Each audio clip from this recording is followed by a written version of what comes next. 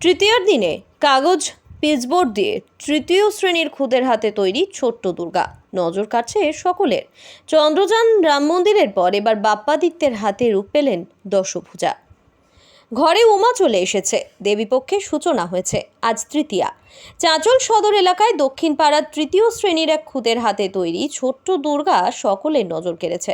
তৃতীয় শ্রেণীতে পাঠরত ওই খুদের নাম বাপ্পাদিত্য সাহা। মালদার চাঁচলের দক্ষিণ পাড়ায় বাড়ি। ছোট থেকেই কাগজ পিচবোর্ড দিয়ে রং তুলি নিয়ে বাপ্পার কাজকর্ম। কারোর কাছে শেখেনি সে, বাবার মোবাইলে ইউটিউব দেখে উৎসাহ। ইতিমধ্যে এভাবে চন্দ্রযান এবং রাম মন্দির বানিয়েছে নিজের হাতে। এবার তৈরি করেছে দুর্গা। কাজ প্রায় শেষ, বাড়িতেই নিজে সেই দুর্গাপুজো করবে ছোট্ট বাপ্পা। দুর্গার সঙ্গে রয়েছে লক্ষ্মী, সরস্বতী, কার্তিক, গণেশ। এইটুকু বয়সে তার হাতের কাজ মুগ্ধ করেছে প্রতিবেশীদের। বাড়ির লোকেরা জানিয়েছেন, সারাদিন পড়ার ফাঁকে ইউটিউব দেখতে থাকে, সেখানে বিভিন্ন কাজ দেখে উৎসাহ পায়, সেভাবেই নিজে নিজে বিভিন্ন জিনিস তৈরি করে। এদিন তার হাতে বানানো দুর্গাকে দেখতে এসেছিল তার সহপাঠীরাও। Bureau report, RM Bangla. আরও আপডেট থাকতে আমাদের ভিডিও শেয়ার ও ফেসবুক পেজটিকে লাইক করে ফলো করে দিন। আমার ছেলে বাপ্পাদিত্য সাহা, বয়স 10 বছর। ও ছোট থেকেই যে কোনো জিনিস দেখে সেটা দেখেই ওর ঝোঁক হয় বানানোর প্রতি, এবং সেগুলো করেও ফেলে খুব অল্প দিনের মধ্যেই। যেমন ও চন্দ্রযান বানিয়েছে, তারপর রাম মন্দির প্রতিষ্ঠিত হওয়ার পর রাম মন্দির দেখে রাম মন্দিরও তৈরি করেছে। এবছর মা দুর্গা বানিয়েছে। তো হঠাৎ এই চিন্তা ভাবনাটা আসলো কেন, কিভাবে আসলো?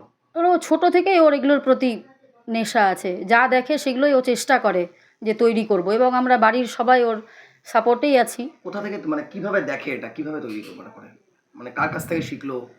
ও নিজেই মোবাইল দেখে তৈরি করার চেষ্টা করে। এবছর কার্ডবোর্ড দিয়ে। এবছর মা দুর্গাটা কি দিয়ে তৈরি করেছে?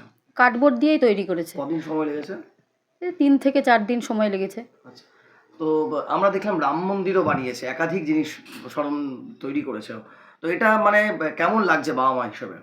আমাদের তো খুব ভালোই লাগছে যে তৈরি করতে পেরেছে। ও যেন ভবিষ্যতে যেন আরও এগিয়ে যায়, আরও যেন ভালো করে সাফল্য পেতে পারে। শিল্পকলার প্রতি ওর ছোট থেকে একটা চাহিদা রয়েছে। হ্যাঁ, ও ছোট থেকেই যা দেখে সেগুলোই বানাতে চায় এবং চেষ্টাও করে, এবং মানে খারাপ হোক বা ভালো হোক কিন্তু তৈরি করেও ফেলে।